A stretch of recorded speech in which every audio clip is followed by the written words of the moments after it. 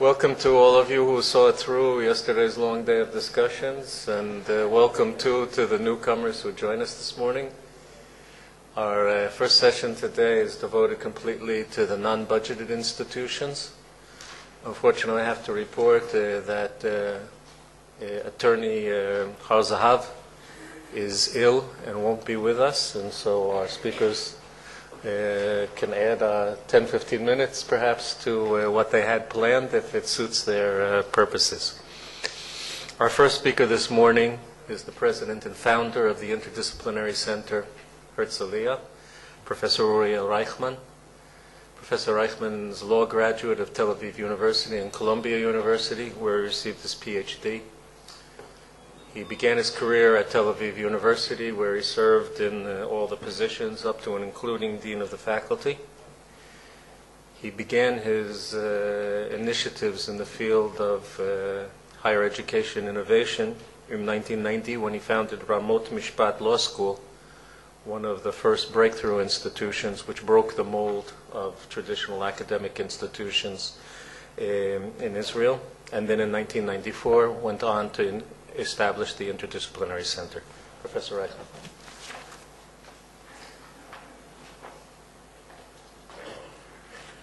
Good morning, Mr. Sherman, Professor Arad. I understand that the session has to take place in English, and I'll do my best.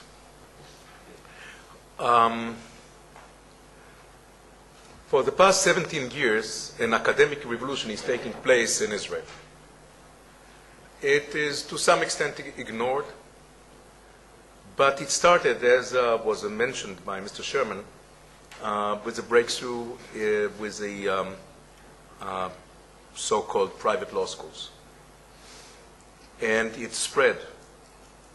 And after the first private law schools came the first so-called private universities, which I'll refer to in a moment. And at the same time, the gate was also opened for colleges, subsidized colleges, all over the country. The results of the revolution are clearly felt. In the past, thousands of Israelis had to make their way to England and to other European countries in order to get their education in certain fields. Today, there is almost no one that cannot enter a university or study for a first degree in Israeli academic institutions. Instead of importing education by sending our students abroad, we, for example, in IDC, export education by having students from all over the globe coming to study in English for a full degree in Israel. The revolution is also felt in the attitude towards students and the introduction of competition into academic life, all of which is very beneficial, as I will mention shortly. We did, however, a mistake. One major mistake, I have to confess. I called the first private university in Israel private university. And I did it in order to refer to the system in the States. But it was totally misunderstood in Israel. Aha, our critics said, private university, it means that you are out to make money. You are not after education, but rather make profits. And it is very important to re-emphasize what we actually meant by speaking about private education and privatization, which is a topic of this conference. In the States, as we all know, private universities, most of them, are not for profit.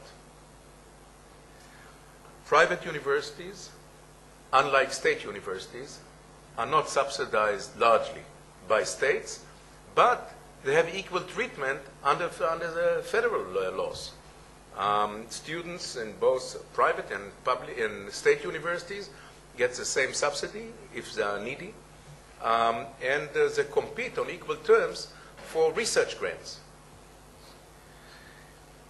And definitely, although they differ in one major thing, in tuition, private universities are allowed to determine their own tuition, whereas state universities are controlled in that respect.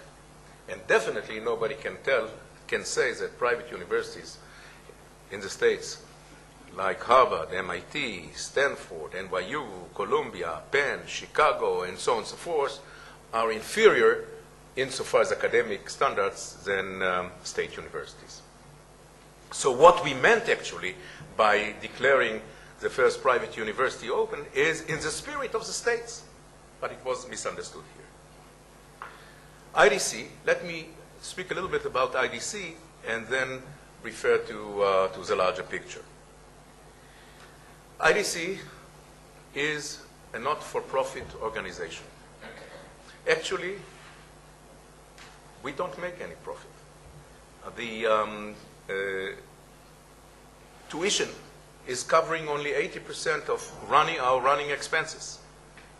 And we need, and we get donations to cover the other 20%. And all the cost for the infrastructure, everything is covered by donations.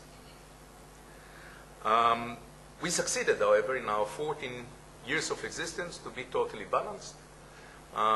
We have almost no debt. We have only one relatively small loan that we took recently to pay for the land, for part of our land. And we never asked for, nor received, a penny from any public authority, not from the State of Israel, and not from local government, or not from any other institutions. We never asked, we never received, and we are balanced.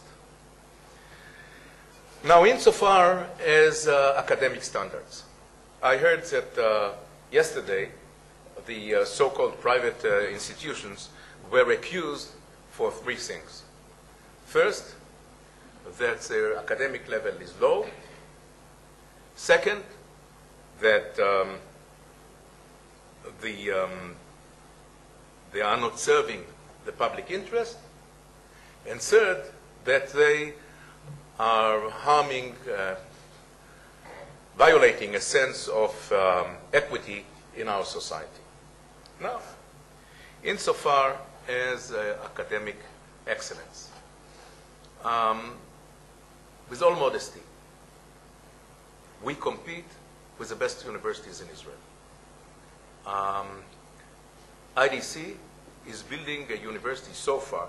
We are building a university in social sciences, defined most broadly.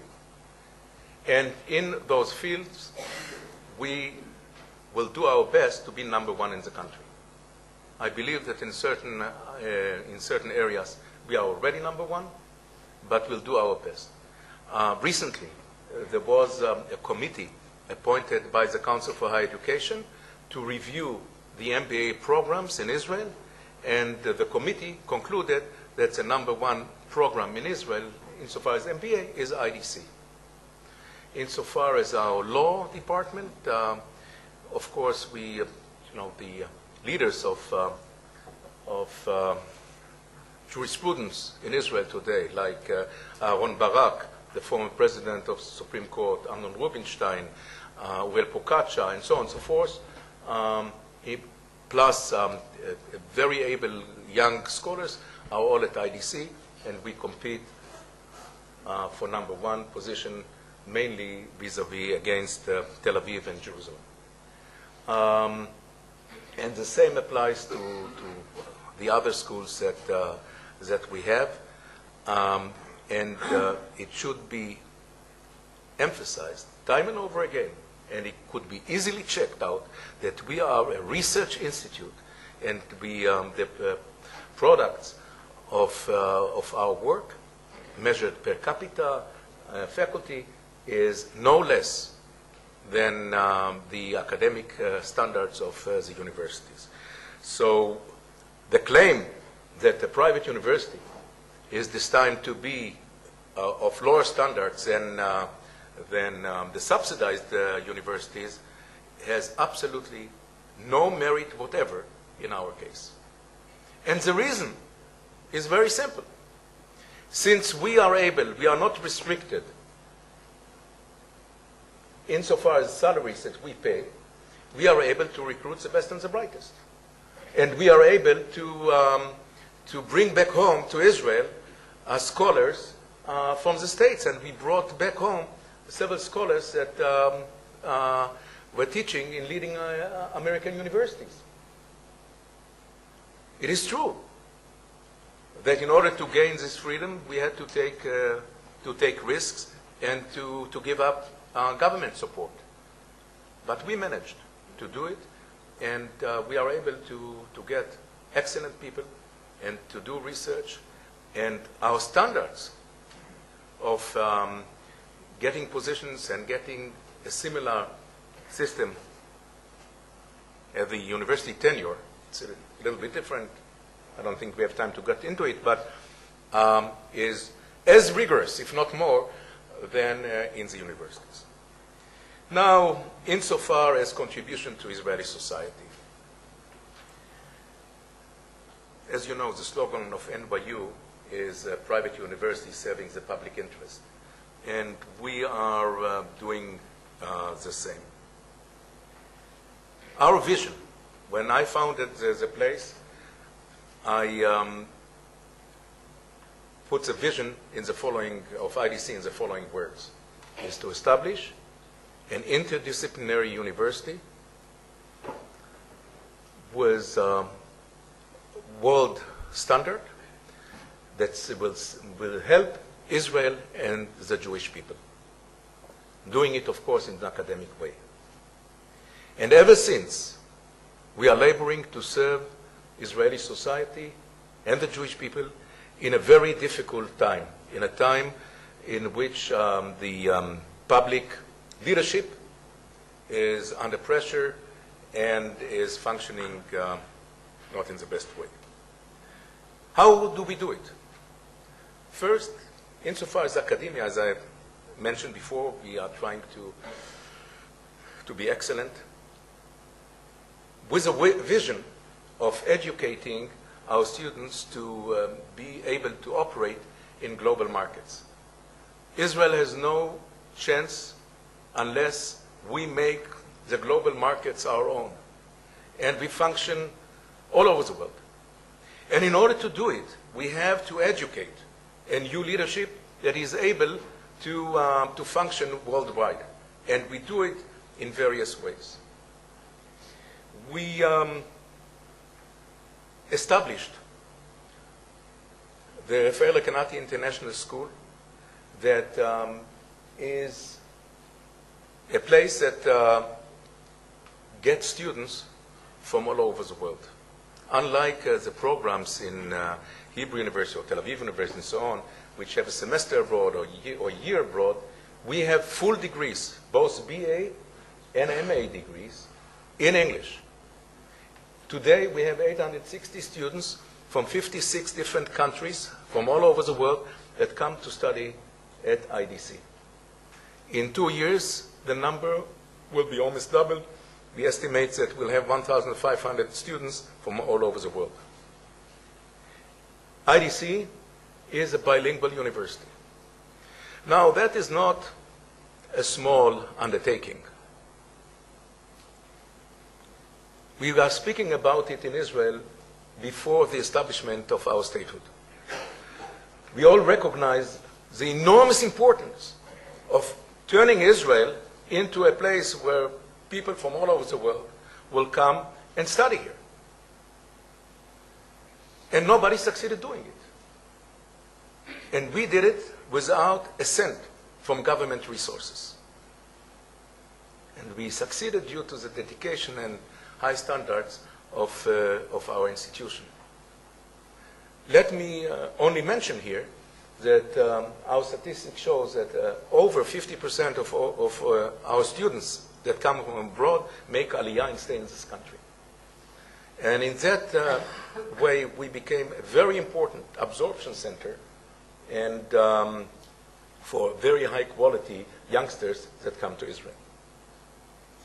We have established a series of research centers that advise Israeli decision makers, starting with the Herzliya conference that you know about, going to the Counterterrorism Institute, including an institute dealing with constitutional reforms in the country, an institute that is dealing with European studies, an institute that is dealing with Euro-Asia studies, which is something which is in great need after the demise of the Soviet Union, and an institute, this is the RIA Institute, our Caesarea Institute for Financial Risk Management, Capital Markets, and so on and so forth, which became a major contribution to our society.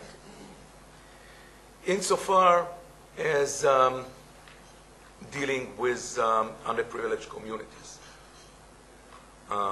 which was a major point that was raised against us. 15% of all our students get financial help, and we are doing our best to get the resources.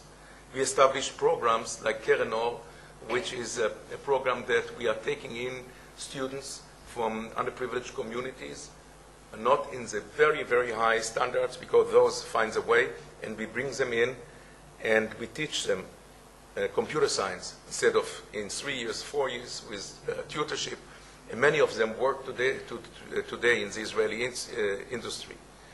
We have a special program for Ethiopians. We have more Ethiopian students than in the entire Hebrew University. And we get the best, excellent students from the Ethiopian community, officers from the SEALs and from the paratroopers, and a girl that was an officer in 8200 and in other elite units and from other places, and we coach them. We have a special program. And they are not only exempt from tuition, we also give them money because most of them have to still to work and help their families to survive, and we are coaching them to success. And in the same way, we have also scholarships for people that come from hard-hit communities. We are the only university in Israel that, within the spirit of our declarations that we are out to establish the help to create the new leadership of our society, have a special admission policy regarding people that served at least 5 years in elite military units in Israel. And we bring them in because, and they are exempt of psychometric tests. They are admitted only according to the performance in the army with a personal file and recommendations, and of course having matriculation, pass the matriculation exams. And we do it because those people usually bring with them 4 very important qualities. First, perseverance to the utmost of their emotional and physical capabilities. Second, leadership, and in our days, in many cases, under fire. Third, there are people that can be trusted. If they lie only once in the units, in the special units, they are out. And fourth, and perhaps most important, they are not after immediate gratification, like many youngsters. If they are ready to risk their life for a noble cause, for a cause that is taking care of the rest of the country, they are worthwhile of being coached to become future leadership of Israel if they have the intellectual capabilities, and that is mostly usually checked during the studies. And there is a tremendous correlation, we found out, between their high performances and creativity as army or security officers and the performance at IDC. By and large, our ideology that we ponder within our students is summed up in 2 words: freedom and responsibility. We call it freedom and responsibility. We believe that our students have to go out into the world, do what they are after, what the dreams are, never succumb to any status quo if they don't believe in, don't wait for government to solve the problems, show entrepreneurship and leadership when they go into life. But at the same time, they have to show responsibility, not only taking responsibility for their own life, but take responsibility of the needy, of those who have not, and responsibility for the nation as a whole.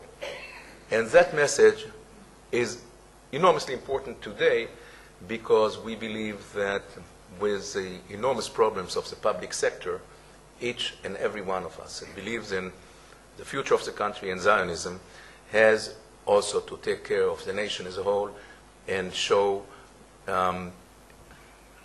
something of the spirit of being pioneers that was very identified with our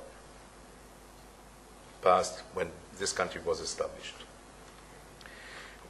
We are not only preaching in that matter, we are also doing a lot to educate them.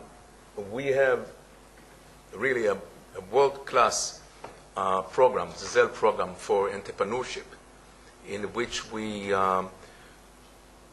do whatever we can to take groups and educate them for entrepreneurship. Some of them are already very successful.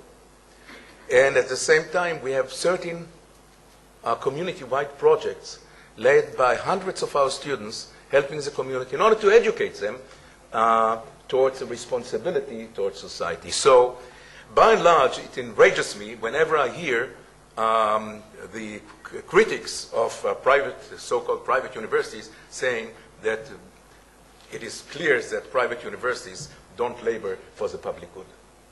It is simply, at best I contributed to ignorance. Now, finally,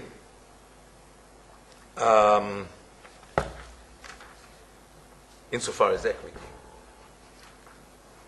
this is the most ridiculous criticism of all. We are collecting tuition that doesn't even suffice to balance, to cover all our running expenses. And we do it because we are very careful in raising tuition, because we are interested that the middle class can also enter our school. And indeed, our tuition is ridiculous low in comparison with private universities in the States. We are demanding between around $7,500 per year as tuition. And demand is very high in IDC. Some cases it's relatively high to the standards. It's 2 to 1 in most schools. We could have raised the price. We are not doing it.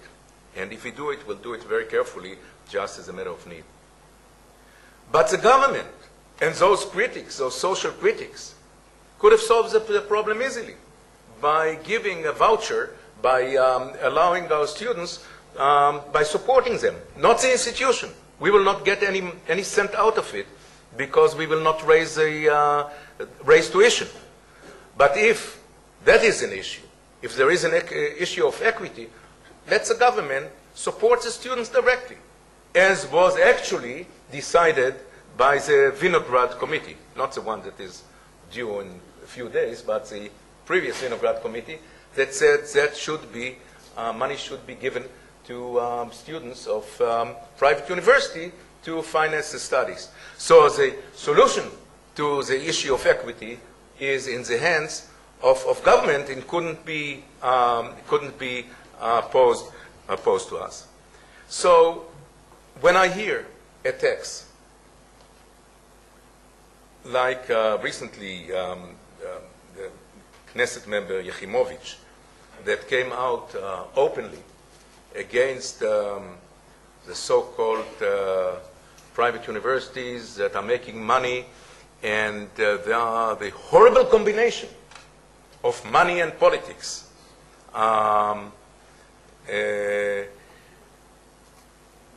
You ask yourself, could we not demand greater responsibility from Knesset representatives. Should not a Knesset representative at least learn the facts, go into details, before coming out with such brutal and unjustified attacks against an organization that put tremendous effort in order to serve the interest of this country to the best of our ability in the field of higher education. And it's very painful to hear those attacks, because I know that IDC is looked upon today as a success, or as an organization with money and so on. But very few know what an ordeal we had to go through in order to establish the university. How much we were harassed by every government institution that could curtail our efforts. And how difficult it was to collect every $1,000 in order to build the place. And how we did it, step by step, with responsibility. And to be put in front of the nation as being accused is really, really shameful. Now, Knesset member Yechimovic is not the only one that is attacking us. We are suffering tremendously from the Council of Higher Education.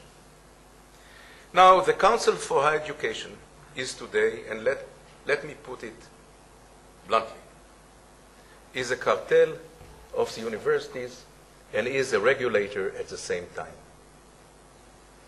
And as such, the interest of the Council for Higher Education are not necessarily the best interest of higher education in Israel. I would like to remind you about the foundation of the Council for Higher Education. It was the idea of Yigal Allon to have, and it was a wonderful idea, of creating a body between the politicians that are financing higher education and, pardon?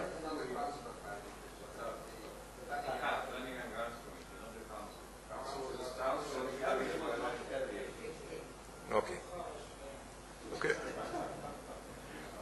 Anyways, the idea was to have a body that is standing, is getting the money, and is go between the politicians that finance and the academia to safeguard the freedom and interest of academia.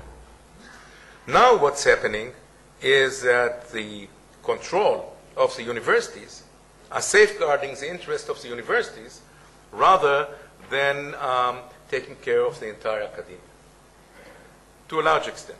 Let me give you a few examples that really outrage me. About 1.5 years ago, I was, Mr. Shimon Peres, at the time, who was at the time Minister for Developing the Negev and the Galil, approached me and asked me to, he said, well, I reached a dead end. The Council of Higher Education doesn't want another university in the Galil. You did something outside the system. Help me. What could we do? I said, okay. I went and studied the issues for over half a year. And I came back to him with a plan. I said, what we have to do is to build. And the Galilee is in a horrible situation. There is a massive outmigration from Chatzor and Kiryat Shmona and Tzfat and Tveria and the Chula Valley settlements and so on and so forth. The strong population is leaving. And I said, what we need is an Archimedes point. Let's establish a major research center in Tzfat, which is in the middle of the Etzba Galil, finger of the Galilee. And that will deal with the issues, the major issues confronting the world civilization today, in which there is a chance of scientific breakthroughs. And we went, and we all know the answers, of course, went to look into areas of biomedical development, we went into energy, we went into issues of water, we went into issues of translation of scientific development into medications and a few other things. And I said, okay, in order to implement it, we need also a medical school in order to make it right, and a school for drugs and drugs development, and something insofar as engineering and chemistry and biology. And together we can do it. Peres said it's a great idea. I went on and got commitments for $200 million to move ahead. I said, and I believe I could do it, that I could raise $300 million more in order to put the basis for it from private funds without government funds. And the only thing that we needed, I said, is an approval of the Council for Higher Education. I went and spoke with Mr. Grossman, who was, or still is at the time, the head of ATAT. I had a meeting with him.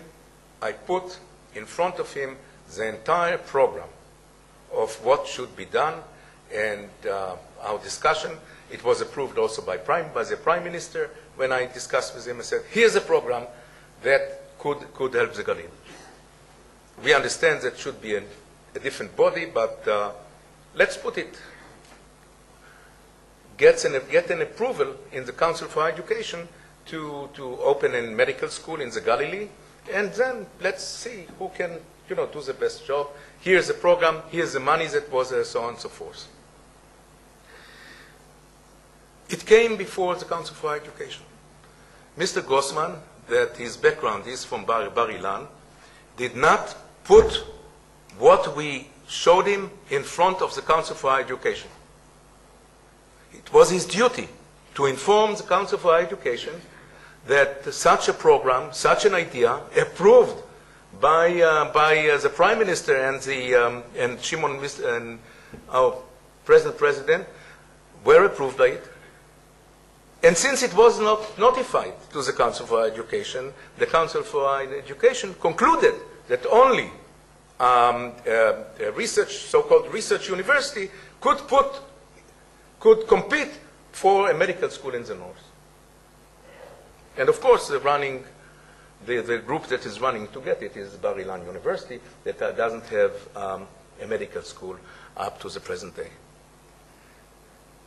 This is inconceivable. Let me, a few more moments. I have other questions to the Council for Higher Education. Why shouldn't we be allowed to grant doctorate degrees? Why shouldn't we be allowed to grant doctorate degrees if our professors were all on committees that granted doctorate degrees in the past? I didn't ask to be declared as a university because I don't think that's so important to be named a university. The Technion is not named a university. The Reichman Institute is not named a university. The name is not that important to me. But how could anybody, and we are not asking for money, how could anybody in good faith prevent an able institution from granting doctorate degrees if our people, our professors, were on many committees and instructed many doctorate students in the past, in other capacity, in other universities?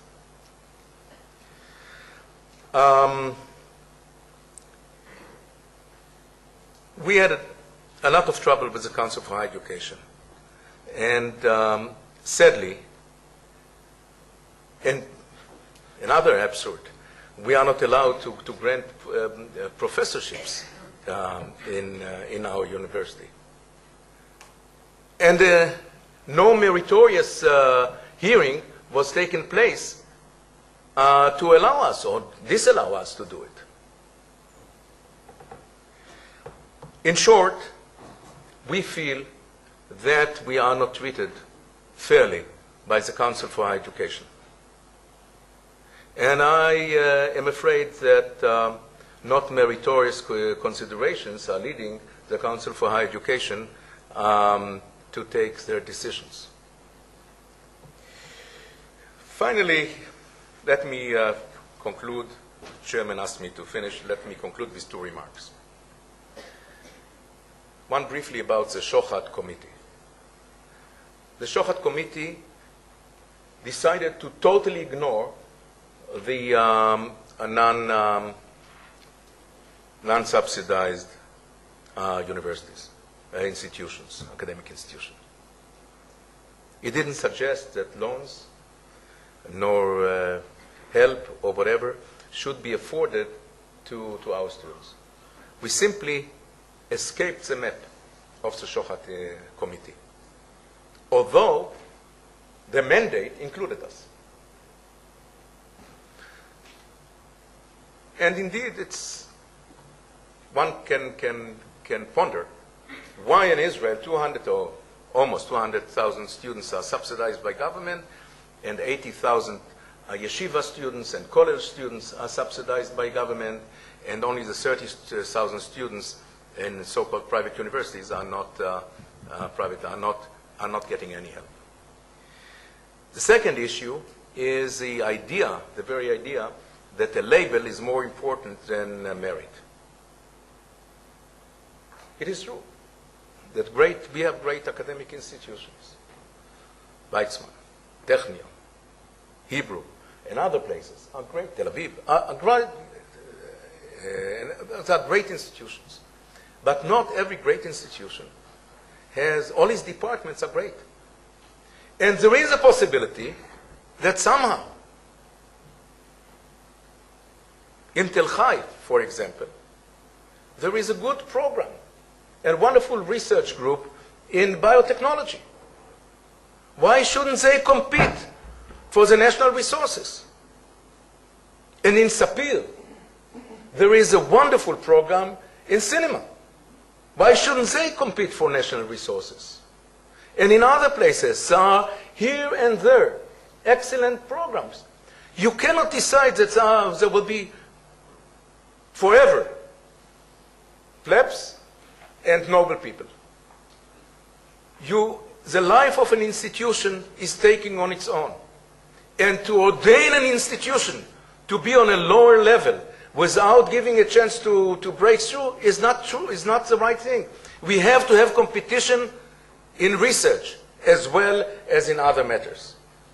And the research should be open to all, regardless of the name of the institution. Granted, the universities will definitely get 90% right now from the research money. But you should open up the way to the approach of the Shochad Committee reminds me of national planning, which doesn't take competition into account. Finally, the last remark. Let me be here very provocative, if I wasn't so far. And by the way, don't accuse me for my ideas. Here sitting, Professor Moshe Mani, that in 1986, while he was the president of Tel Aviv University, made a speech that had a tremendous, lasting impact on me, in which he called for privatization of Tel Aviv University in order for the universities to survive. So it's a kind of innovation. If you accuse me, accuse him. So, he's my hero. How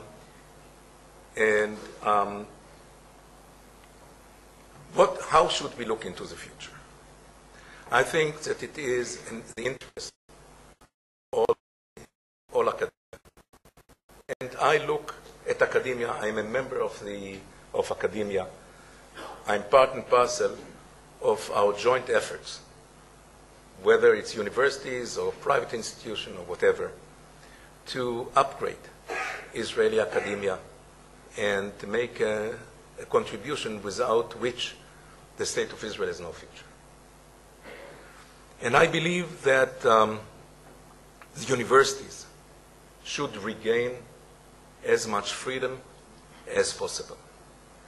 And there should be made a differentiation between teaching, financing teaching, and financing research. Teaching, insofar as I'm concerned, should be up, this tuition should be up to the discretion of the universities. Point.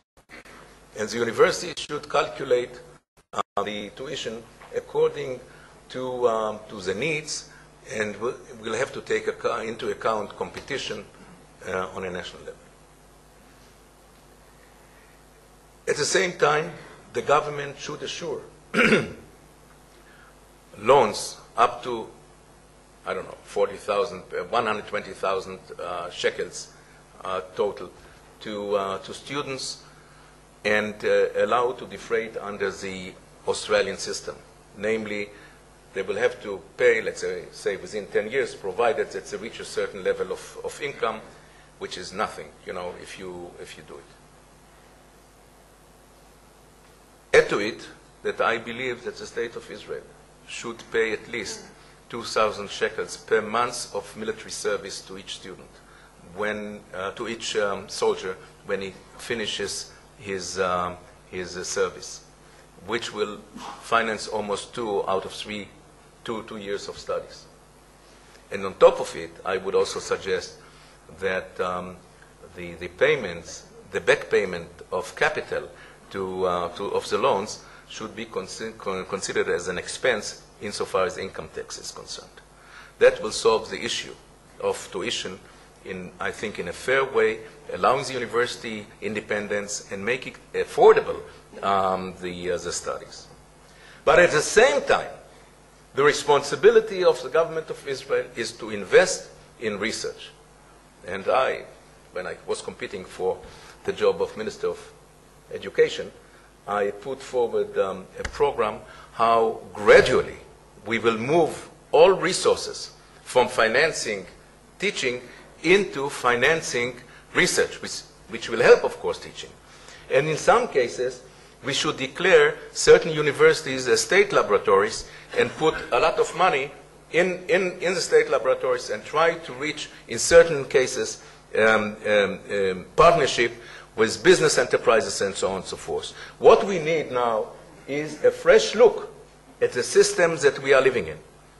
And instead of having an indoor fighting between private and not private and so on and so forth, we have to unite the forces, look into the future of higher education in Israel, move for bold moves.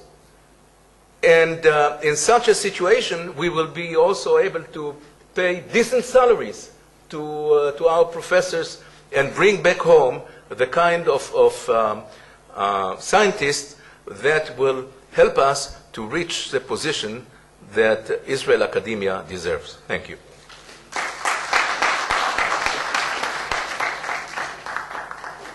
Thank you very much, Professor Reichman. Our next speaker is Professor Tzvi Arad. Professor Arad received his degrees in mathematics from Bar-Ilan University and Tel Aviv University.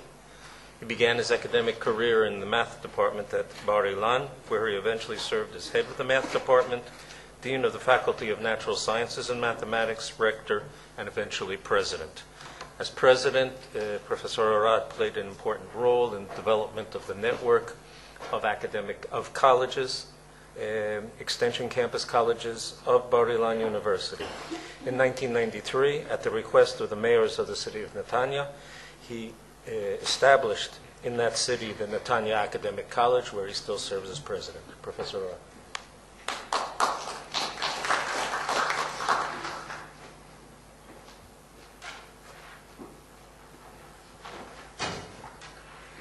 Thank you very much, Mr. Chairman, Professor Uriel Reichman, my dear friend. Let me start with a few historic background about the higher education system in Israel. The first to raise the issue of establishing a university not in Israel in this time was Professor Tzvi Herman Shapira a mathematician in the University of Heidelberg, was the first to raise the idea of founding a Jewish university in Israel. At the first Zionist Congress in Basel in 1897, he claimed that the language of science is German. In fact, in 1925, the World Zionist Organization founded the first institution of higher education in Haifa and named it Technion.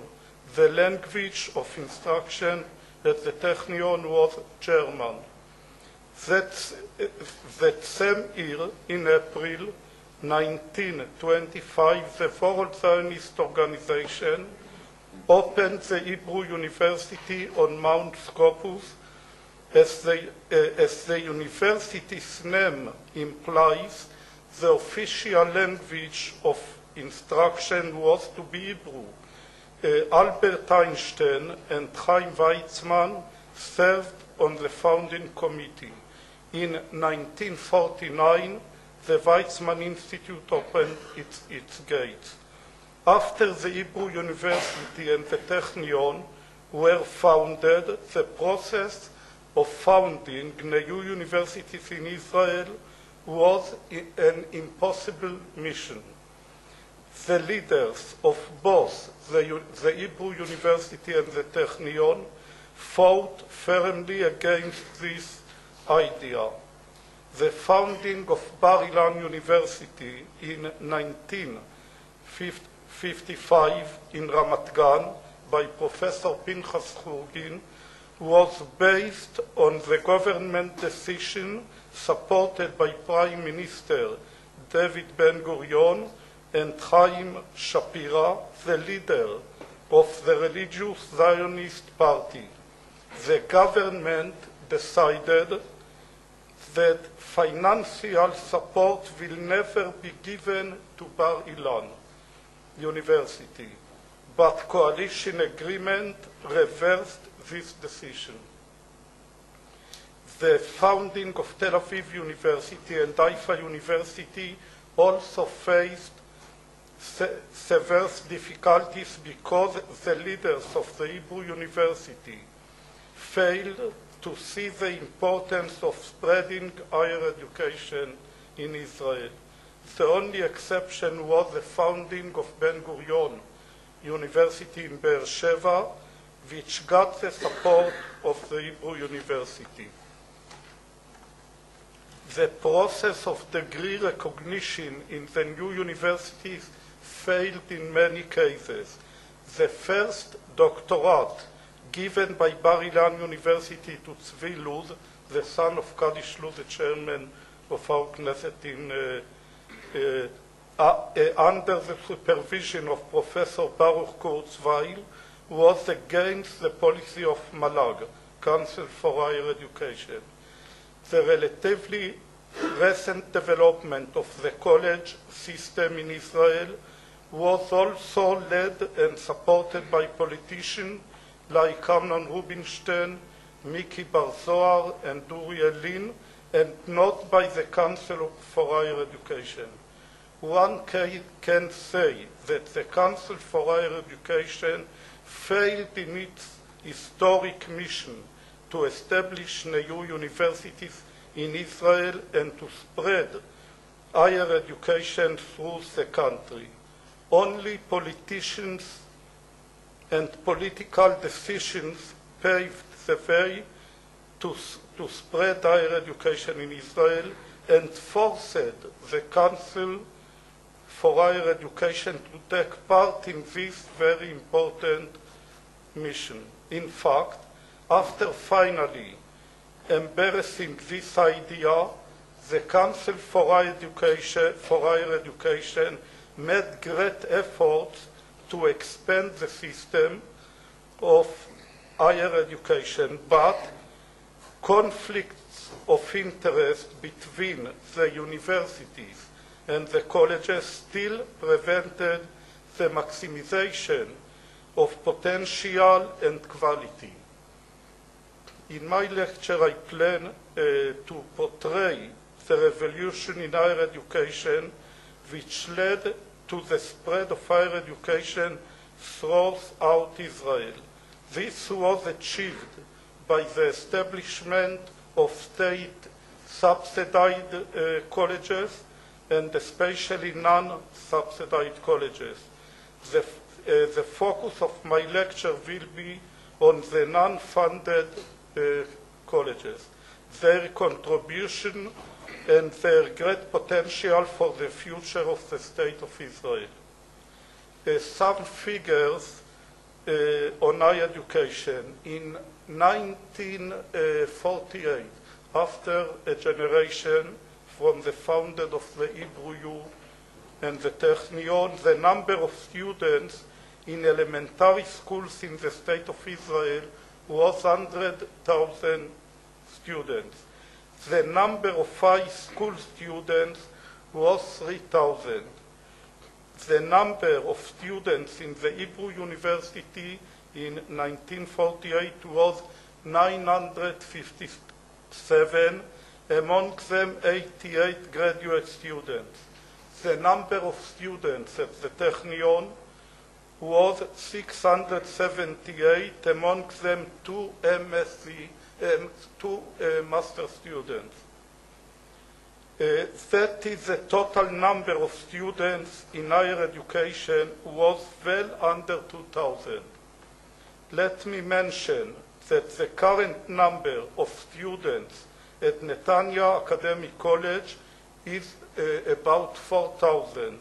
Among them, more than 500 graduate students in 12 different degree tracks.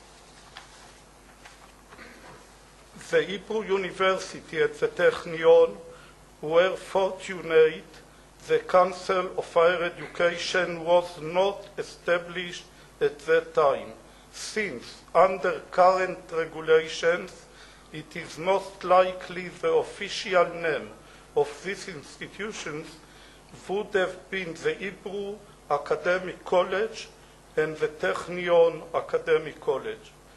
In 2000, the total number of students in elementary schools was 750,000, approximately 600,000 students studied in high schools and 170,000 in academic institutions. In 2007, the total number of students in academic institutions is approximately 250,000, out of which 30,000 study at non-subsidized institutions like Netanya Academic College and the Herzliya Center. These figures illustrate the revolution of higher education in Israel. This revolution had a major impact on Israel, Arab society as well. In 1948, there were almost no Arab high school students and university students. In 2007, there are over 100,000 Arab high school students, and some 18,000 Arab students are studying for a bachelor degree. It is a pity that this revolution started only in 1990, as there is a clear correlation between poverty and higher education. Only higher education can unify society, different sectors. If only this revolution started 20 years ago, in 1970, it could have prevented the current poverty situation in Israel, in Israeli society, as well as the animosity between the different sectors of our society. The last university founded in Israel, I think, I am not sure, was Haifa University in 1963. In this time, Israel's population was 3 million. Now the population is 7 million. I think it's time to change the system. The monopoly concept prevented the revolution in education, and 2,000 young and talented students traveled to Europe and North America to obtain academic degrees. As the gates of universities were closed in their homeland, Bar-Ilan University was a pioneer. I must commend Bar-Ilan University for being a pioneer in spreading higher education to the periphery in order to promote Israel's society and economy. In remote regions, Bar-Ilan's branches, Ashkelon College, Tzefat College, and Emek HaYarden College, were founded in 1970 as non-subsidized colleges.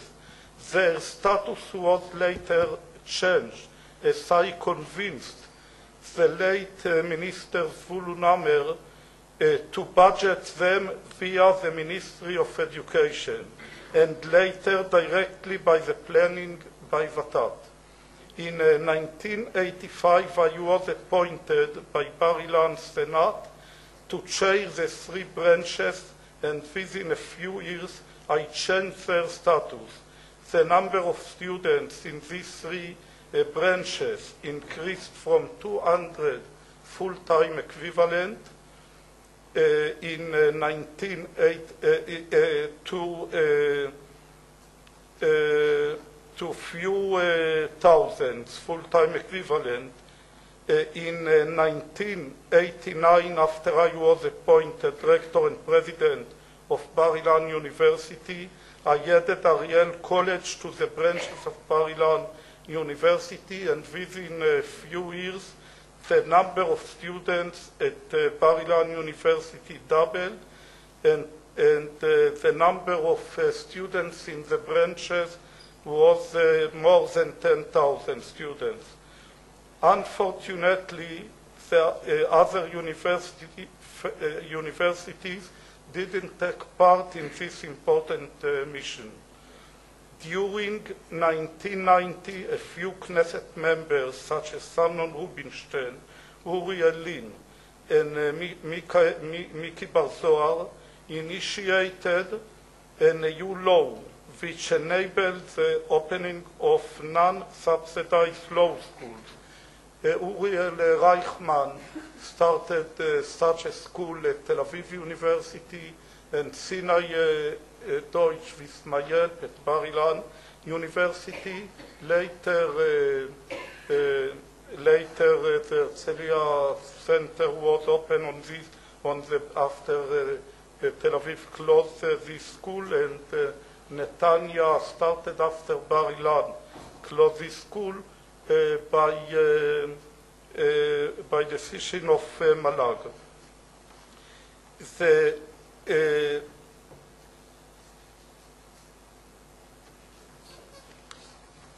Now the non-subsidized colleges are now 40%. The number of students is 40% of the students for the first degree at the universities. The independence of non-funded colleges had advantages as well as disadvantages.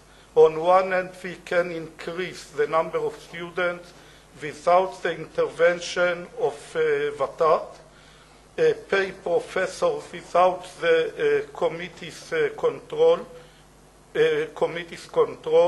and therefore hire the best professor. We can invest in infrastructure, laboratories, and facilities, and compete with other institutions. For example, the committee of Malag ran CAS after Herzliya Center in the business school, together with the Technion, Tel Aviv University, and המכללה למינהל, which also non-subsidized, and after us all the other universities like the Hebrew University, Haifa University, Bar-Ilan University, and the other colleges. Unfortunately, the full burden, as Uriel described, is upon the shoulder of the students. My suggestion is that the government will support our students directly by half the support of the universities, and this will be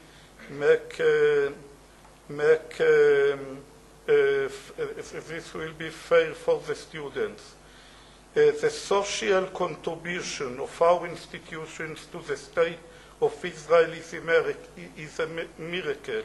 Netanya Academic College dramatically changed the status of the city of Netanya.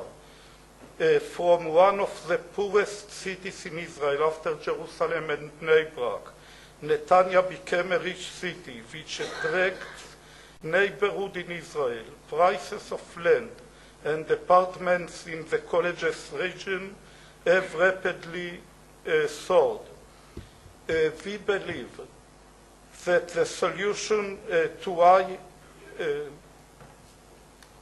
since the state cannot afford to establish new subsidized institutions, the real solution is to encourage and support the non-subsidized institution.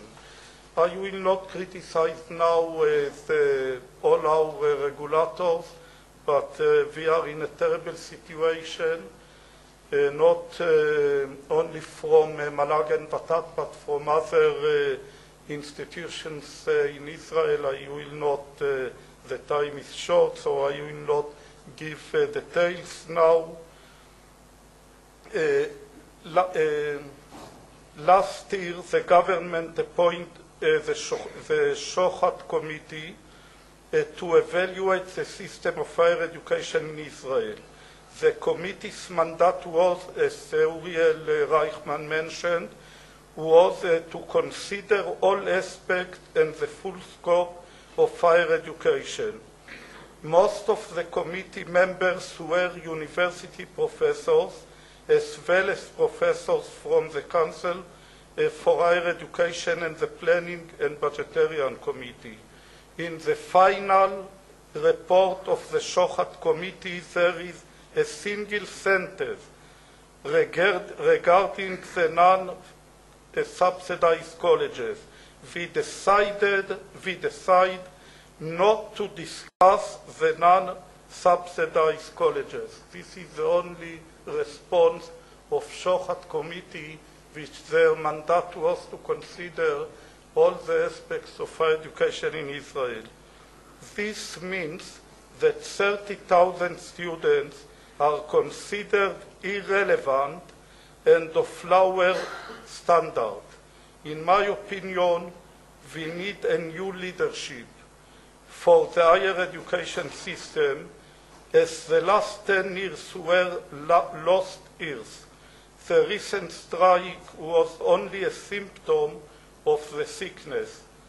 I wish a better future for our higher education system, which is the key to advancing our society, to bring peace upon Israel and make us a light upon the nations. Thank you.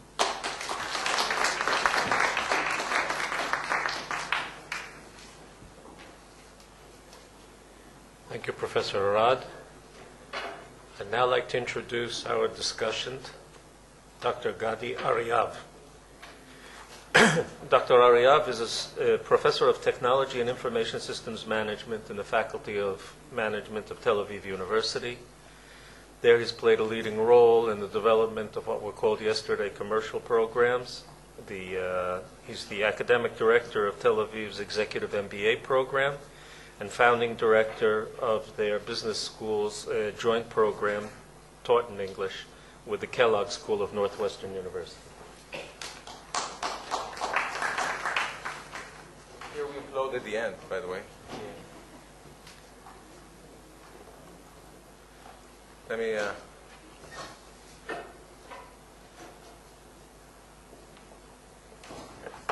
Can I carry the cursor? I'm trying to get. Okay, thank you.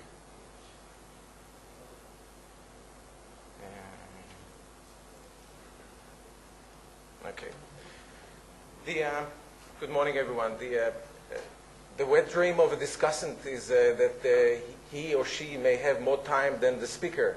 So, as people started to consume my time, my discussion time, I became more and more worried. But still, I think I have opportunity to talk probably more than some of the presentations yesterday. The topic of today, reminds me of my Indian experiences, but comes up. The topics today of gradual privatization and partial privatization, I think, are the core issues that should be discussed when we talk about the privatization of the academic system in Israel. And in the true spirit of putting what's important first, I would like to sort of leave on the screen for a second my sort of emergent question from what I've read and what I've heard is, and I would like to raise the issue of the need and means for steering and regulating the Israeli higher education industry, emphasis and sort of echoing the comments by both Uriel, Reichman, and Tzvi Arad, and I'll relate to that in some length later on. So the issue is a mixed system. Okay, and in that sense, we're dealing with publicly funded institutions, or primarily publicly funded institutions, and institutions that are barred from the public funding. Just to make a comment, you started. Uriel started his comments by sort of responding to the attack yesterday. I think that as someone who listened very carefully yesterday, the tone was not attack. So in that sense, you didn't have to sort of protect the private institutions, because I think there was a lot of appreciation throughout the day for the agility, for the flexibility that private institutions are showing, and actually Ellis made a point of trying to sort of disassociate privateness from flexibility, and to argue that this is actually the flexibility. The fact is that if you look at the grounds on the facts on the ground, then flexibility does come very often with the different structure of governance and the different structure of the institutions. So privatization does come up with some notable flexibility. I want to point out that I use the notion of industry. I'll make a comment about where I come from, or how I stumbled into higher education thoughts. But I look at it as an industry. So the words that I'd like to invoke is the higher education industry. I'd like to look at it as an industry with equilibrium and economic analysis, and looking at players and looking at using the language of discussion of industry. It is an industry, whether we like it or not, whether it sort of jives with what we, our value systems, or what our perception, or the perception that we've been carrying from our own education and what we're sort of promoting. It is an industry, and I like to look at it in such way. So my view is impassioned. I'm trying to be the cool analyst, looking at the phenomena, trying to summarize what I've read and heard, and propose a framework for discussion that I believe is interesting. And I agree with quite a few of the things that that have been said here. One observation about life, we always talk about, I come from business school, and one of the things we talk about is problem solving, the truth.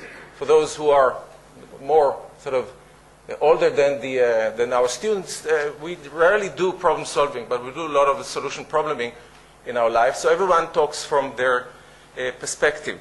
I'm no different from that, but let me relate within that framework to what I've read. And I'm sorry, I wish good health to Raanan, Har-Zahav. At that point, I was trying to think whether I spelled it correctly. There was a correction in the distributed, so I was ready to apologize. I believe that's the way he spells his name. But I assume that the paper will show up in the proceedings, and I recommend it as a good reading. It's a very crisp analysis of the legal landscape of higher education, and specifically looking at the establishment of private institutions. It's pro-competition in the way, in the stance, and it looks at basically tries to argue in the discussion between the freedom for occupation as a basic law in Israel and the common interest or the public interest. So finding the balance is the issue, and as I said, it's a very readable, very clear. You have to remember where it comes from, but that's fine. So it defines the legal arena rather nicely. So this was one paper, and as I said, we can catch up and read it. And I think what I just told you, and people mentioned the law of Malag, the Council for Higher Education, and Vatat, and the various legal frameworks that should be applied in discussing the establishment of private, non-funded institutions. Then Tzvi Arad, and I hope I sort of spelled your name correctly. I believe there was a correction. Okay, so what's in the name? I mean, I take respect to that. And the point that Tzvi has made is made from the position of academic entrepreneur. Obviously, and if you read the paper, and Tzvi has summarized it in his speaking rather well. It started, the origins of Bar Ilan. Bar Ilan expanded very aggressively and seized opportunities that other people have not seen or either hasn't seen, and has done that with admirable success, I must say. Among the sort of established higher education institutions, maybe the Open University is the only more entrepreneurial in spirit than these examples of Bar Ilan in the past. Okay, but I have my sort of background has to do with innovation, technology innovation, and entrepreneurship and management. And so, the very common when I talk with entrepreneurs, they bemoan the difficulties. Okay, and they sort of agonize over the power structure. And Tzvi's comments are such. The difficulties of innovating within a system. And this is a topic that management has dealt with quite extensively. And to mention a book that is very often mentioned, that's The Innovator's Dilemma by Clayton Christensen, a professor at Harvard. And basically, those who are not familiar with the text, the book, and there's a sequel book later on, the Innovator's Solution. The Innovator's Dilemma is basically the impossibility of innovating from within the system. So Clayton Christensen looks at the examples of large companies where the systems that exist crashes basically the entrepreneurial spirits and the sort of the startup spirits that might occur within the institution. Okay, and there's a whole logic to that. I mean, the basic one is that I'm sort of speaking on behalf of the large system, why should I change things that are working out quite well, producing money, if that's the corporate world, and move to something which is risky, and the value proposition is not entirely clear. So Christensen says it is almost impossible. So in that sense, what we see, the innovation in private higher education in Israel is very legitimately done sort of outside the system, and the sort of the struggle with the current power structure is again it's not surprising that we see that, and that's a very common perspective of innovators. Okay, I hope, Uriel, that you not take that as an offense that I did a wild guess about what are the topics that it's not of disrespect. It's because I heard you very carefully. So Uriel is, to me, the epitome of academic entrepreneurship, and again, I guess not too far from the target. And there's a question of power structure that came very vividly in the conversation, and consumers' equity, namely the voucher. So And again, it was very coherent, and in that point, summarizes, I hope, the gist of the argument. Okay. What I like to add to that, by the way, as I said before, there was no attack on the private system, and there was a big discussion yesterday, and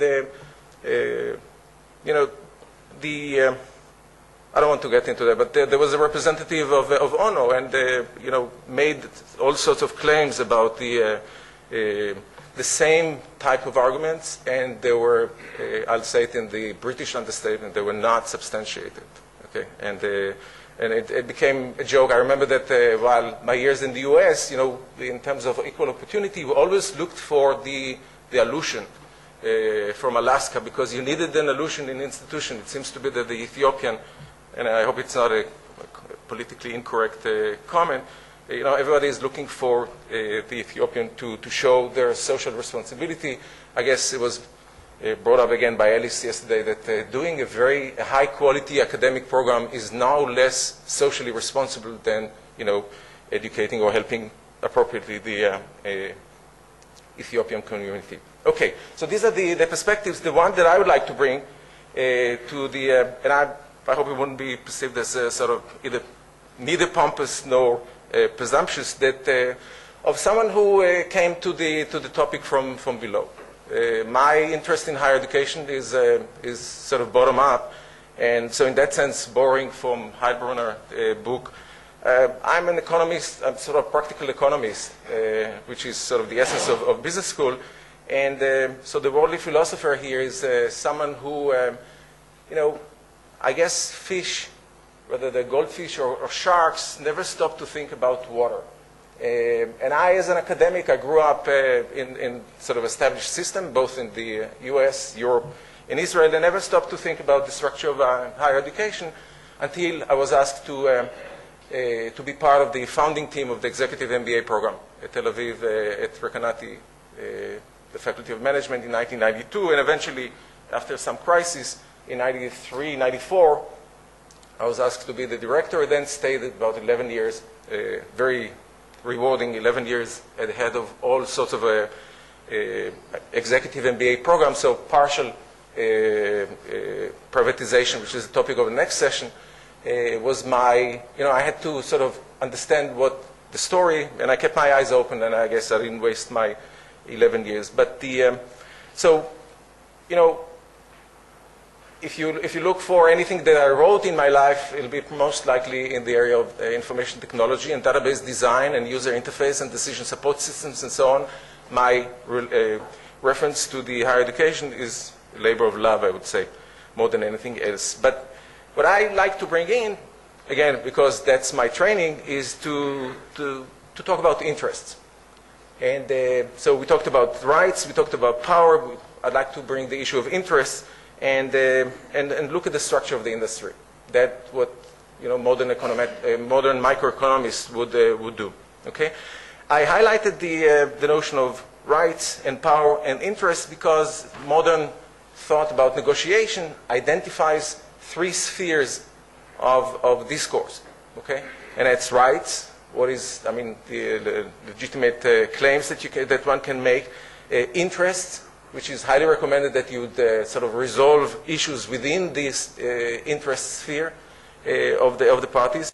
And if it fails, you go to power, okay? And, the current crisis in higher education and the strike shows not the best use of all these means or sophistication. But I like to sort of bring some closure to sort of summary that I've done so far, and that's sort of, we have all sorts of perspectives on the privatization of private institutions, non-funded institutions, and if we have all this picture, I hope that I'm making that complete. Okay, so two topics, and I'll sort of leave them as a frame for discussion that should ensue, and so this is my solution probleming. First thing is industrial organization. Those who follow microeconomics know this is one of the most important next to contract theory in the application of microeconomic thought and consideration. And within that framework, I'd like to make a few comments. One is that when you think about the system, theoretically, legally, practically, okay, we're talking about the system of a fairly free agent. Yes, we cannot fix tuition, but that has been broken too with the the partial privatization. So executive MBA doesn't charge the usual fee, and departments are getting closed. I mean, those who read the Hebrew papers have noticed in the last week that all sorts of departments and areas of knowledge are disappearing because universities cannot no longer keep them alive. Okay, African studies is a sort of example that came up, and African studies, students vote with their feet. There's no interest. Is that warranted? Probably not. If you follow the logic of international business, then Africa is a place that we know that eventually we need a lot of knowledge to deal with. Okay? So in terms of the responsibility of the higher education to prepare the intellectual infrastructure, no doubt that you need to keep this department alive and the researchers alive and so on, but it doesn't happen. So universities close departments and they stop promoting certain areas, and it happens. So in that sense, university and the interdisciplinary center act in the same way. They respond to economic clues, and the market speaks, and we all listen. And with the financing, the public financing, and the structure of the research funding and so on, we may the so-called public universities have probably more breathing space and don't have to react fast, which is part of the academic ethos. We don't respond to every whim and fashion, but we do eventually. I mean, the logic applies to some extent to all participants. So yesterday, and again, I as a student of higher education, it was amazing coverage of topics, and the organizing of the meeting should be commended for that.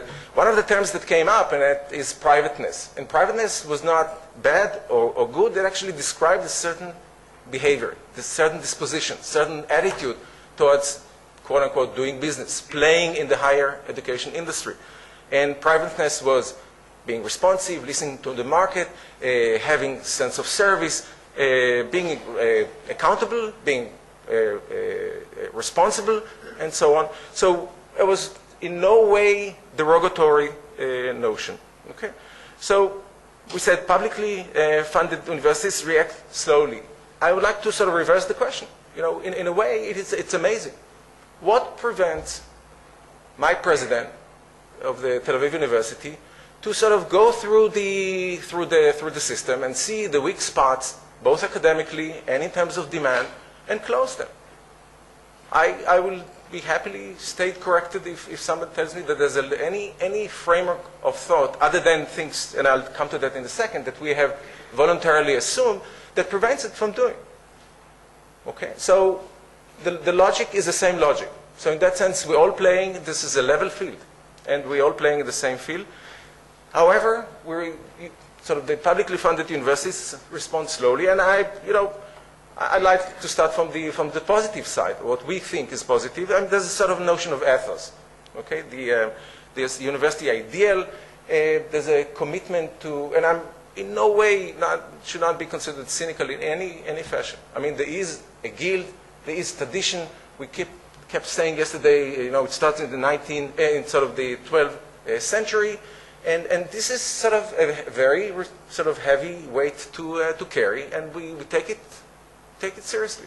Okay, so we don't jump to conclusion. I mean, that's academic debate.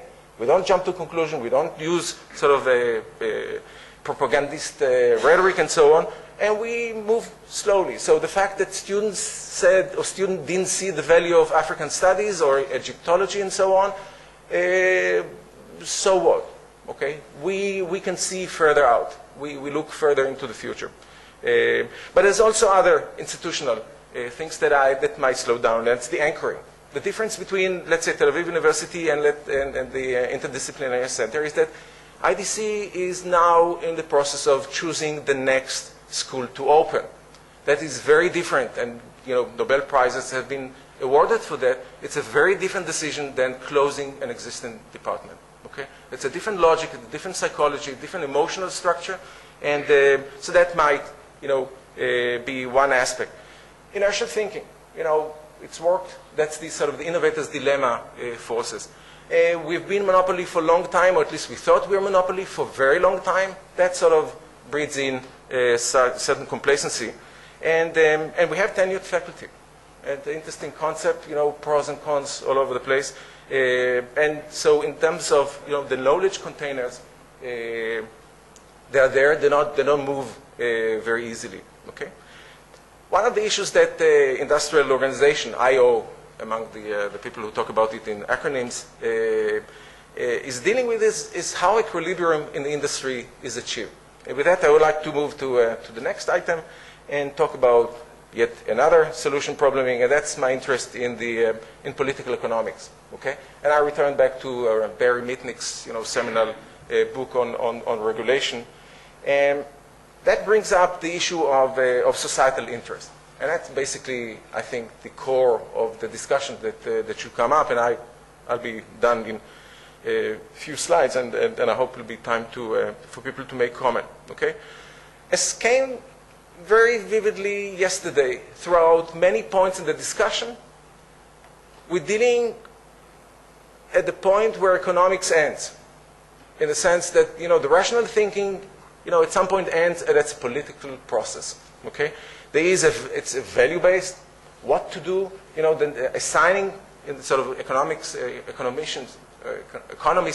language, saying whether I put the next shekel in defense, in higher education, in lower education, and so on. That's a value-based decision. Where is the next dollar or next shekel should go? Okay, so we talk about value-based preferences and choices, the topic of economics, but these are done through political processes.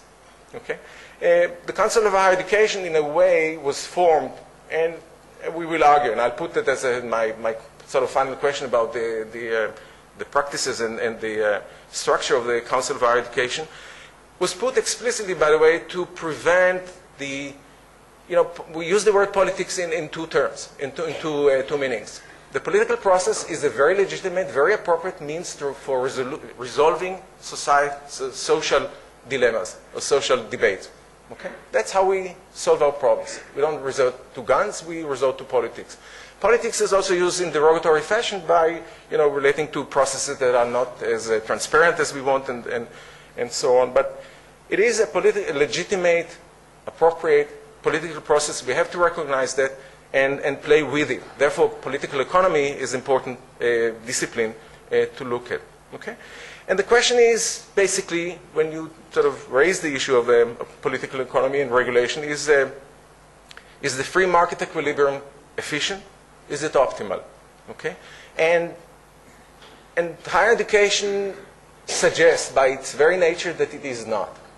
Okay? In a sense that, we identify the sort of all sorts of market failures. So the free market equilibrium does not provide. Market failure has to do with the free market equilibrium and the best interest of society. And when the two do not coincide, then we talk about the market failure.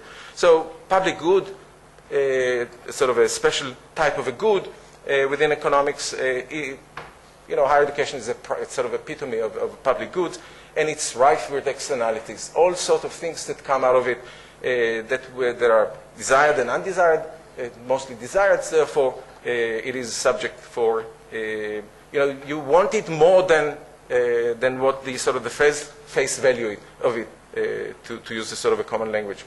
It is a very complex good.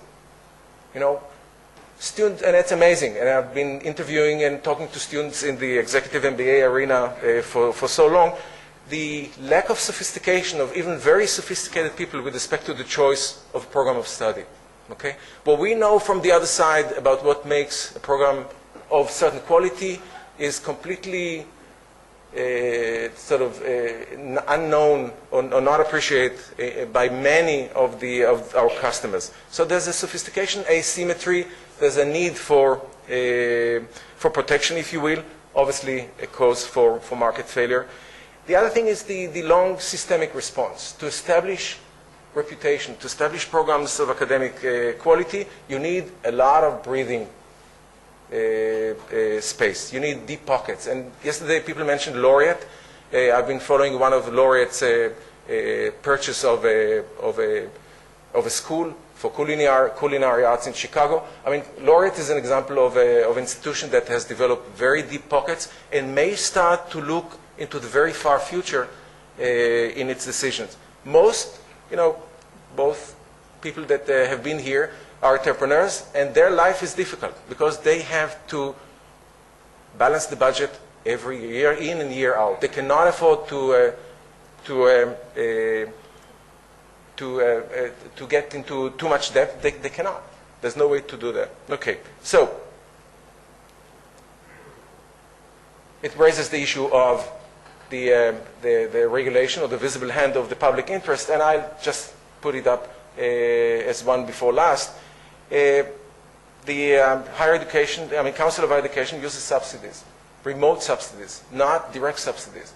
Like the money comes from the government, there's a buffer, very effective buffer that prevents examples from politicians to intervene, and then appropriates funds to the university, okay, or they funded the institutions, okay.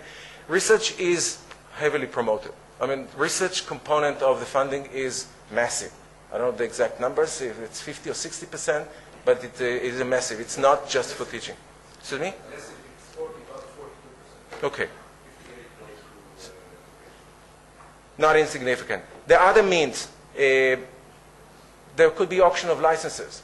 You could ask private institutions to bid on the right to teach, and that could be, and then use the funds generated to help other areas that the society thinks is important to uphold, but lacks the funding. Okay, so these are incentive interventions.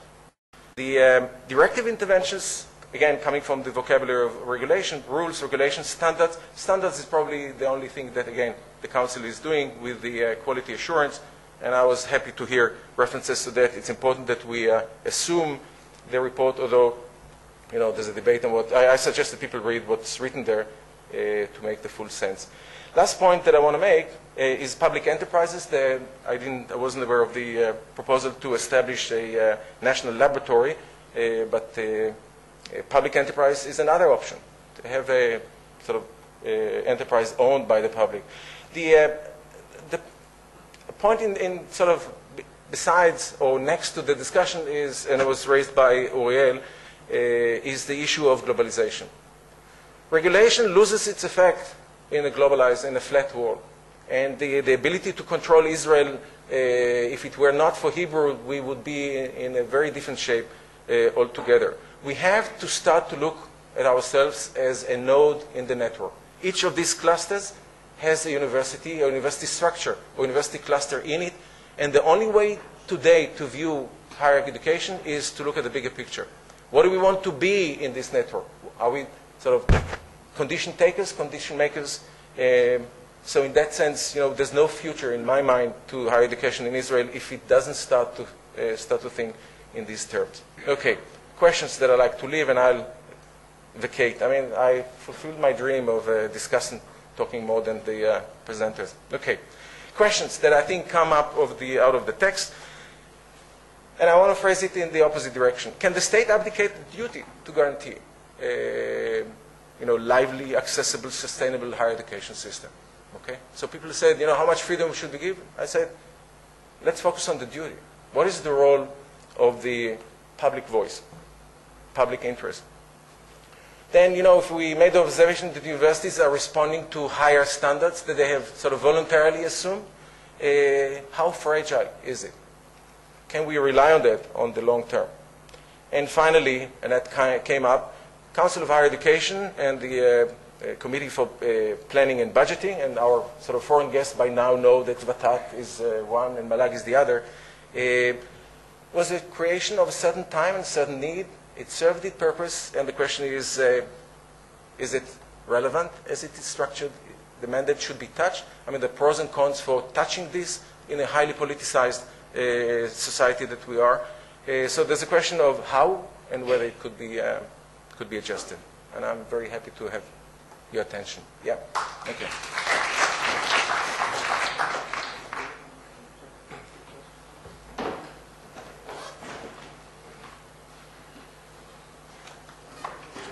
Now we have some considerable time for questions. Let's start from left to right, Uri, and then Professor Moshe. Please, could you bring a microphone to here? Moshe, Technion. I would like to ask a question to Uriel Reichman. You mentioned the research, possibility of research in colleges and private educational system, and you said that they don't get what they deserve. As far as I know, any individual in the college can apply to the Israeli Science Foundation and get a personal grant. So I guess that what you meant is the lack of infrastructure given to these individuals. Now, then I'm really somewhat confused, because you said that you have a plan to construct national labs. So I guess this is a limited number of national labs, which we have these days. We have 7 universities, which are, in some sense, national labs. So would you say that you want to build infrastructure for research in the colleges financed by the public? The second question is, I would like to hear your comment whether you think that there is a chance that the private educational system will have also natural sciences and engineering where the infrastructure is heavy. Excuse me?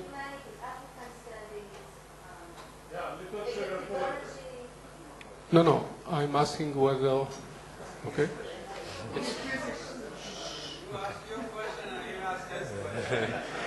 Engineering, natural science. I think there are going to be a lot of questions, and we do have a bit of time. Needs, Maybe if you could do it quickly, answer them one by one so we don't get lost in the... I'm asking about the infrastructure that needs laboratories, engineers, technicians, and so on at private institutes. Okay. As I mentioned, we were out to do it in the Galil. Through private initiative, build a research semi-Weizmann Institute, much smaller, but semi-Weizmann Institute in the Galil, with private funds. And I said it in my view, it was feasible to get the initial $500 million to start it working. So definitely private initiative can be directed for life science, not only life sciences, but also into the periphery. We were accused that we are only for social sciences in the Tel Aviv area. And what we wanted to do, and we started working towards, is building in Tzfat, next to Tzfat, a research institute, mainly based on private donations and private investments to do it. I still hope it is possible to do. Probably we, under the regulation of the Malag and the intervention of Malag, we will do our best to do it together with the Technion and jointly try to build it. But definitely it's possible. And if it doesn't work, we definitely are going into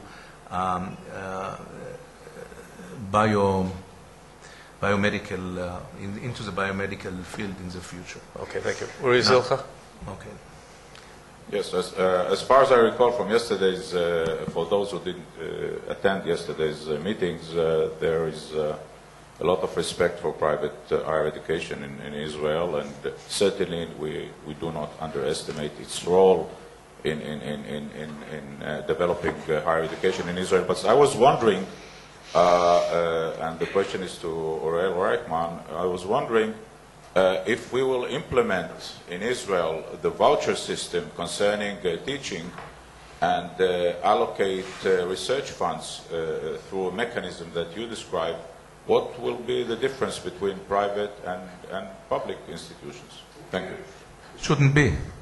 I definitely would like to see a day in which we are all working under the same rules, and alleviating the university from the burden of being limited by some bureaucrats insofar as tuition and salaries, taking the responsibility on the shoulders of the university itself and limiting the role of government into supporting research.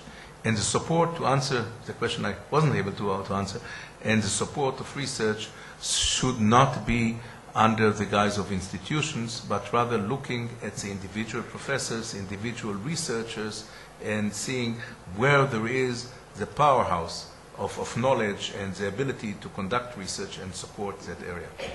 Okay. Here in the center, then Professor Zaslavsky and Professor Tadmor for the next three, and then we'll move on. Here in the center.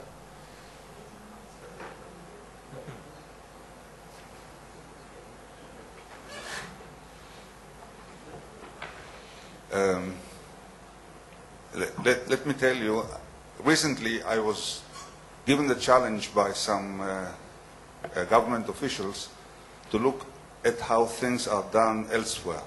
And I looked at California. And there, they do not have a malag at all.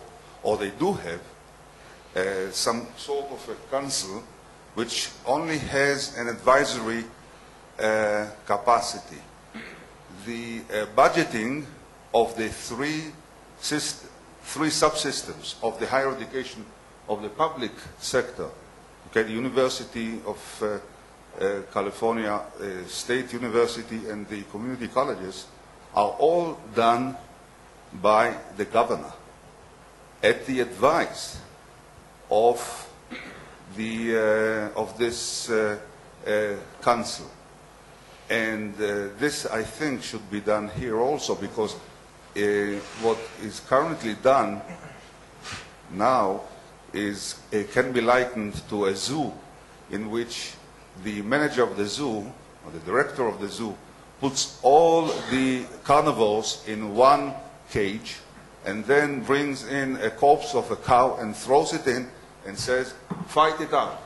And it was the previous education minister who gave a majority to the colleges. And then the current one gave the majority to the university people. But this is not how it should be done. It should be done by the representatives of the public.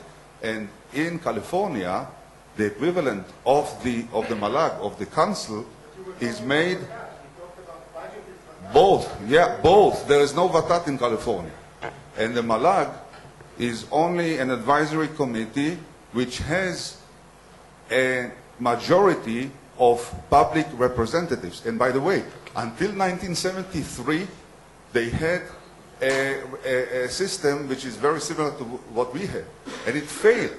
And in 1973, they revamped the system and they replaced the malag, which was comprised by university representatives or university and colleges, and they had those big fights, and they replaced it by a body which has a predominantly public representative. Okay. Thank you. I think the point's taken. Professor Zaslavsky.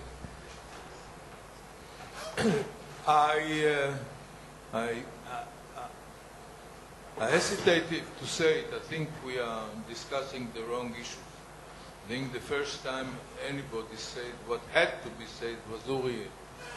That we have two targets, and two main targets. One is to give every youngster, Israeli youngster, a chance to have a profession, to learn something. Number one, and this is the responsibility of the state, and it doesn't make any difference if it's private or not private. It's besides the point, and Vatat and Malak don't give a damn about these. And Shochat also didn't. Number two, we have to maintain research and development. Besides a professional or a training of some kind, and today much less than half of the population gets a profession.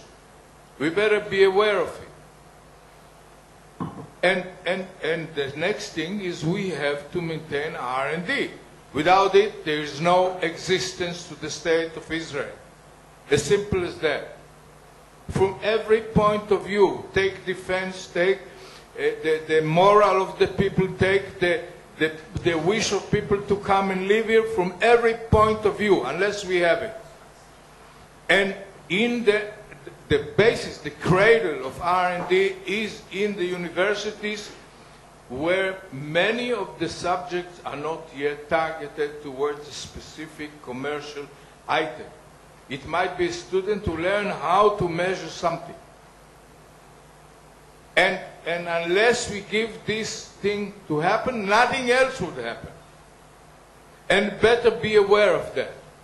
And I'm sorry to say, for the last 3 years, I committed myself to promote these two subjects. And the biggest enemy was Vatat. He was very kind in his criticism. And the Shochat committee, they took the people who are responsible for all the failures and put them and asked them what to do.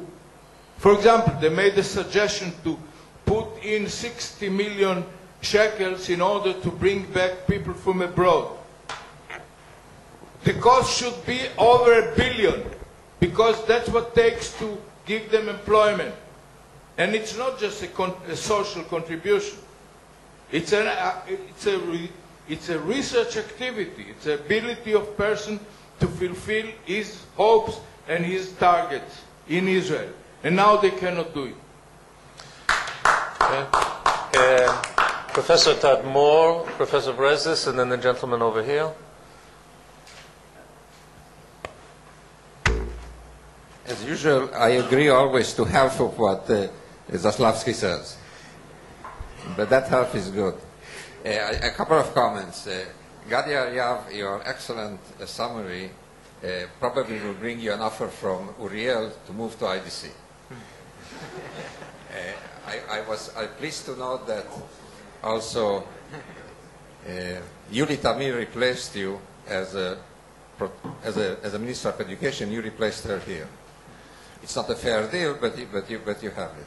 You got the better end. I wanted to make a couple of comments just what you said. You know, most people in academia do highly appreciate what you have accomplished in IDC.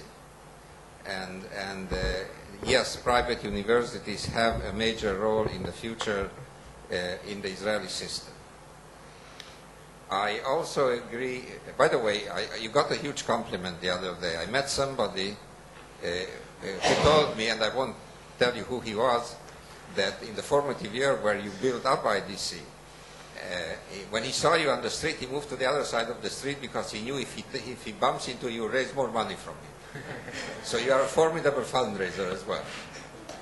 So, but I think I agree with you on several what you said, several suggestions that you made. I do think, like Gadi Ariav said, that the system, the control of the system by Malag and Vatat have to change completely. Our system today is can no longer be managed centrally and micromanaged, and a lot of authority has to be pushed down from those units down to the colleges, universities, and so on. And with the authority, they should get more responsibility for what they are doing. So that's, in that sense, I agree with that. A couple of questions that I want to ask you were asked, were already answered. For example, yes, the competitive funds are open to everybody by law. Anybody can apply and get it. Infrastructure, it's a different story. Not entirely true. Pardon? Not entirely true. Well, that's what I know about it. Anybody can apply. Even my neighbor can apply to get funding from the. For example, ZAF funds, the German-Israeli funds. Well, I'm talking about the Israeli competitive fund, which is the major $160 million, the national fund. Yeah, the major part is the infrastructure support, which I think has to change, has to be moved a lot more to the competitive side. And that will change a little bit the picture. I also, both you and you used the term subsidized university or subsidized value. That has a bad connotation. It's really not subsidized. It's public supported, And every private university in the world, when you look at science and technology, is subsidized through competitive funds. So it's not subsidized. The society has to provide that function because it's essential for the country.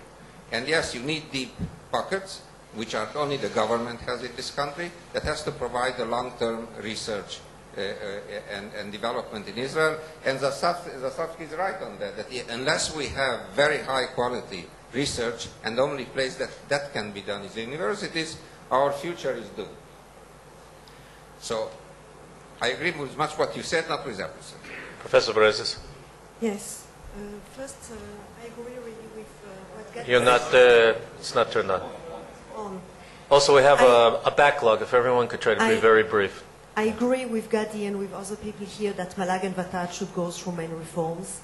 I thank Gadi for reminding us that yesterday I have shown the importance of flexibility for quality. But Professor Reichman, when you spoke, I had the feeling that you speak with two very different voices.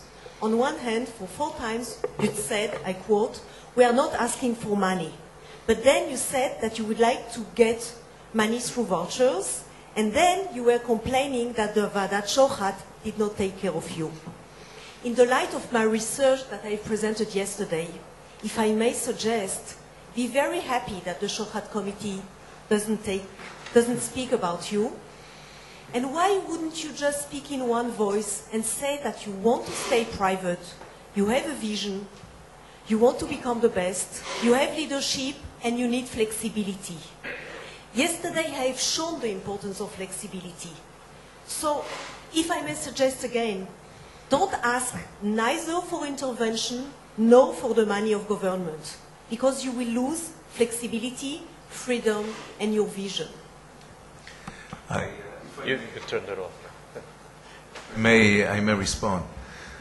My vision is that tuition will be free for all the universities and for us, and we will not ask government to provide any aid or vouchers, other than enabling the students to take loans, which I think is the right solution for the system, and having a system that they will pay back over years and subject to certain limits.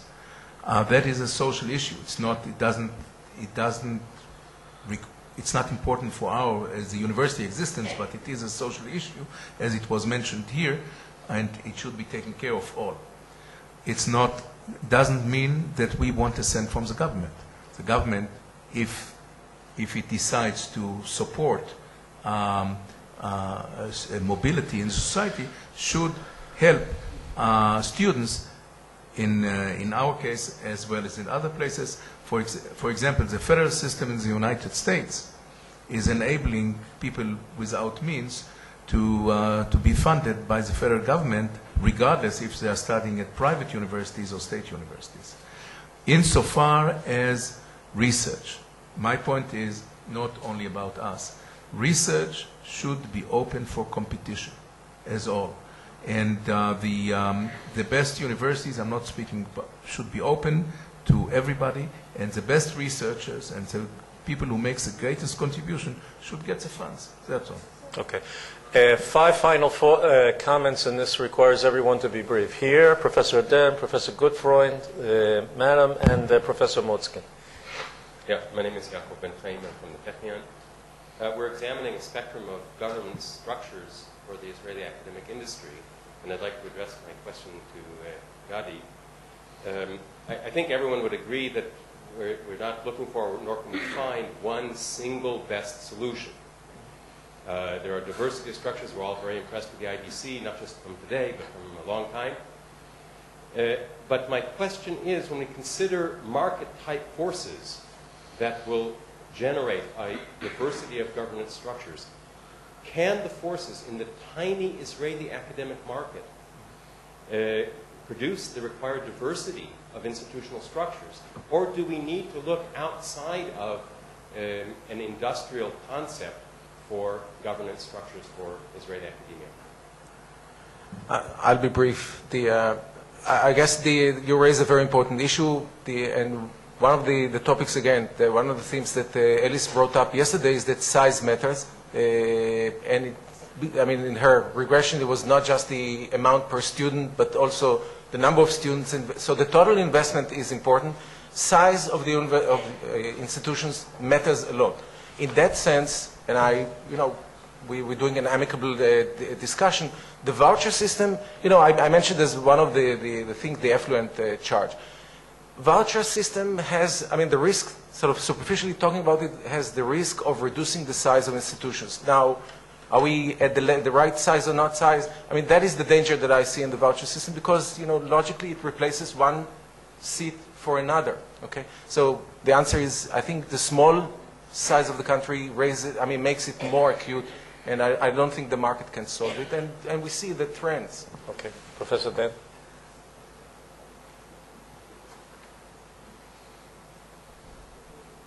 I just want to make a brief comment about the nature of research in response to some of the things that Uriel Reichman said. It was a minor point, I think, in your discussion, but you've talked about individuals a number of times in research. And it's important to remember that at least scientific and technology research, the day of Albert Einstein working in the patent office is long over. And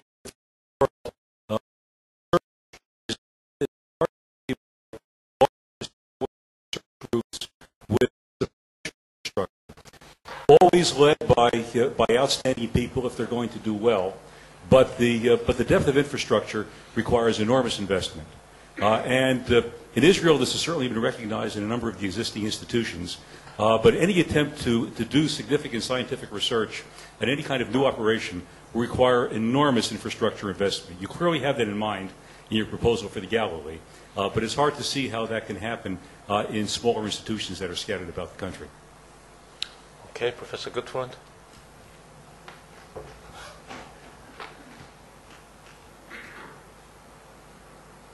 About 3 years ago, the organizers of this conference produced another conference of this size, of this nature.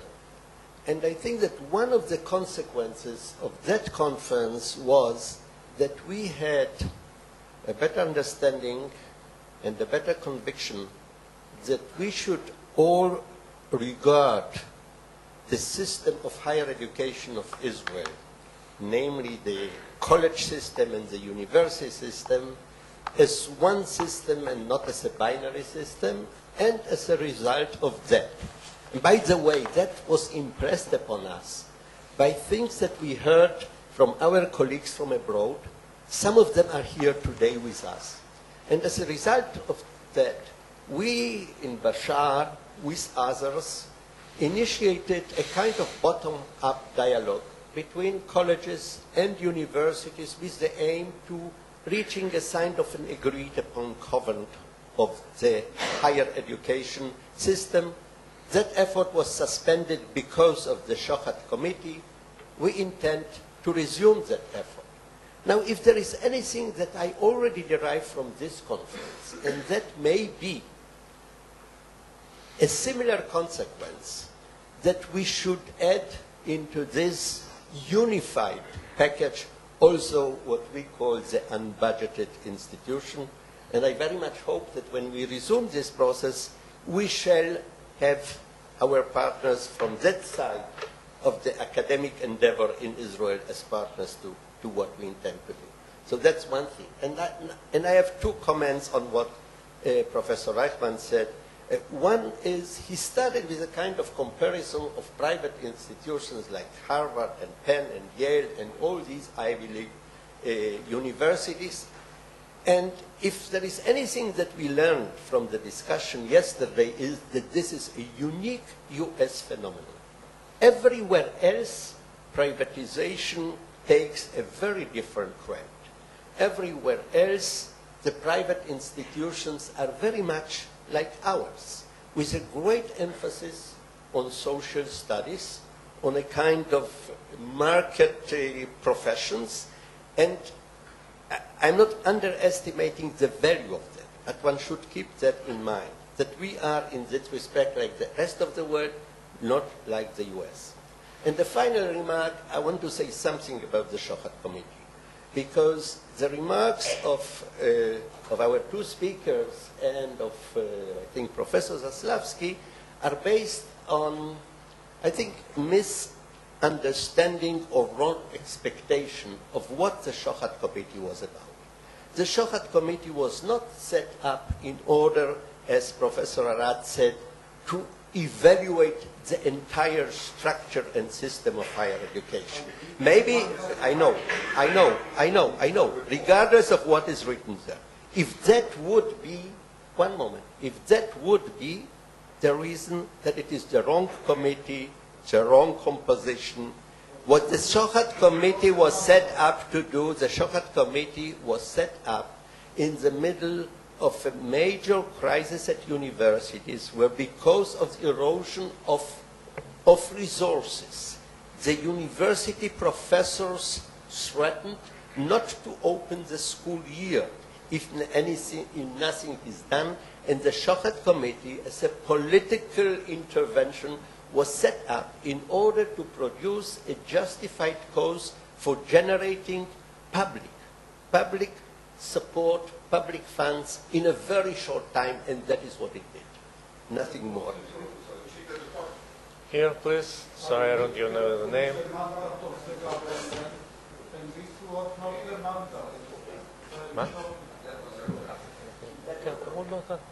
Yeah, my name is Ariav. I'm a second-term member of the Council of Higher Education, and since there's been an extensive amount of criticism on the Council, especially in this session, but also yesterday, I would like to make some comments, and I'm not here to defend the Council. As a member, I'm myself critical of many things that the Council does and does not. I think that the Council is not proactive enough, it's not dynamic enough, and there are many problems, and some of you know the problems, and we know it ourselves. At the same time, beware of throwing the baby with the bathtub. It's very, very dangerous.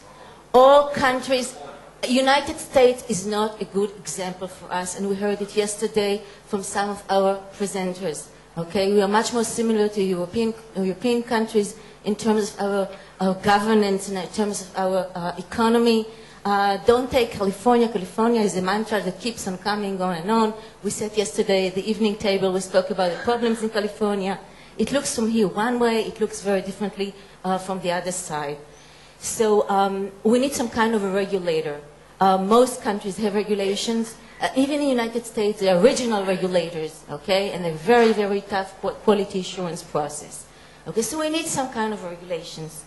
Maybe Malak has to revise its regulatory format, means, and vision. I do want to say that Malak has done a lot of wonderful things in the last 10 years, increasing access tremendously, including the private sector, the non-budgeted, working very hard on the excellence of research, increasing the autonomy of universities. All universities receive the Charter for Autonomy for all graduate studies on a pilot study, and if this will work out, it will be extended to the colleges as well, establishing the quality assurance, and please be more careful when you cite, we are good at one thing, but sometimes you might not be so good at another thing. I'm saying it as a member of the quality assurance team. And also we do planning based on analysis of needs. Now, the School of Medicine, okay, was decided by the Malag to be established in the Galilee based on needs that were received and a very, very tough quality assurance process. Okay, so we need some kind of regulations. Maybe Malag has to revise its regulatory format, means, and vision. I do want to say that Malag has done a lot of wonderful things in the last 10 years, increasing access tremendously, including the private sector, the non-budgeted, working very hard on the excellence of research, increasing the autonomy of universities. All universities receive the Charter for Autonomy for all graduate studies on a pilot study, and if this will work out, it will be extended to the colleges as well, establishing the quality assurance, and please be more careful when you cite, we are good at one thing, but sometimes you might not be so good at another thing. I'm saying it as a member of the quality assurance team. And also we do planning based on analysis of needs. Now, the School of Medicine, okay, was decided by the Malag to be established in the Galilee based on needs that were seen